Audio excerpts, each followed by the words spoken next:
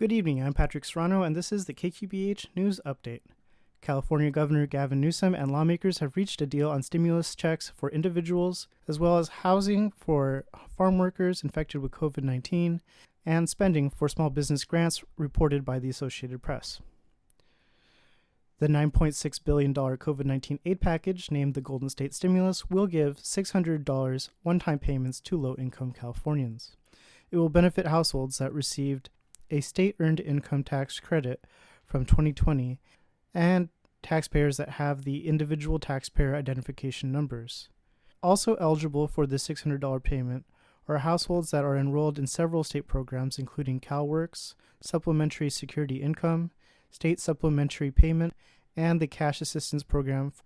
About 5.7 million residents with an annual income of $300,000 or less are eligible for the tax credit, as well as some undocumented residents who were excluded from the federal relief payments under the Trump administration. The package includes $25 million to put farm and food processing workers in hotels if they contract the virus and have no place to isolate. Also included will be grants of $5,000 to $25,000 for small businesses, nonprofits, and cultural institutions.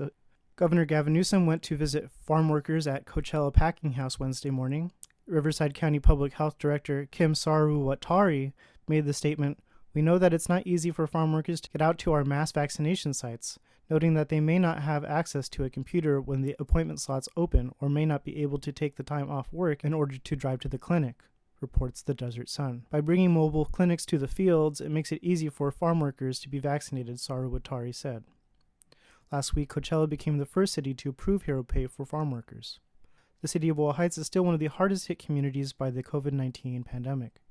The Boyle Heights Beat reports that Latino neighborhoods filled with high numbers of essential workers have been pummeled. According to public health officials in LA County, COVID-related deaths among Latinos went up by almost 1,000% from November to late January.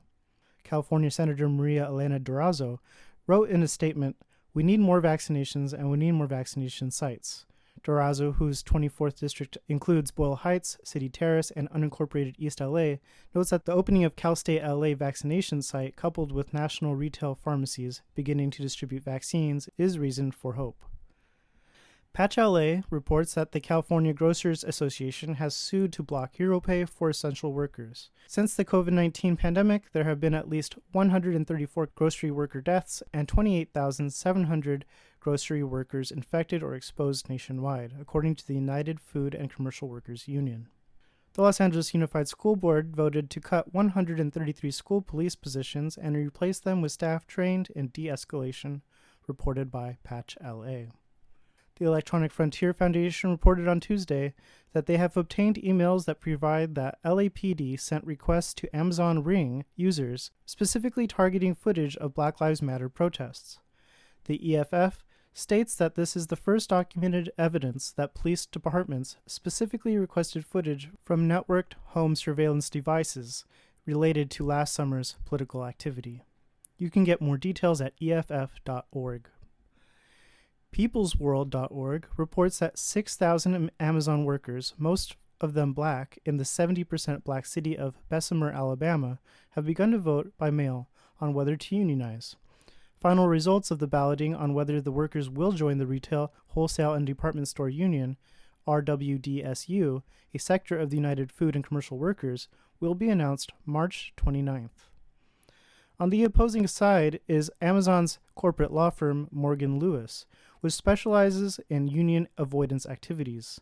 Los Angeles activists will be holding a rally tomorrow in front of the office of Morgan Lewis, Friday, February 19th at 12:30 p.m. till 3 p.m., located on Grand Avenue in downtown Los Angeles. Also, on Saturday, February 20th at 10 a.m., a car caravan of parents, students, and educators will be demanding schools to only reopen when they are safe for all students and families, especially Black and Brown communities that have been hit hardest by COVID-19. The car caravan will meet up at Los Angeles' Area Chamber of Commerce at 350 South Bixel Street in downtown Los Angeles. I'm Patrick Serrano for KQBH News 101.5, KQBH LP Los Angeles, California, a community service of Boyle Heights Arts Conservatory. You can find us with the app LPFM LA or at ednixon.com.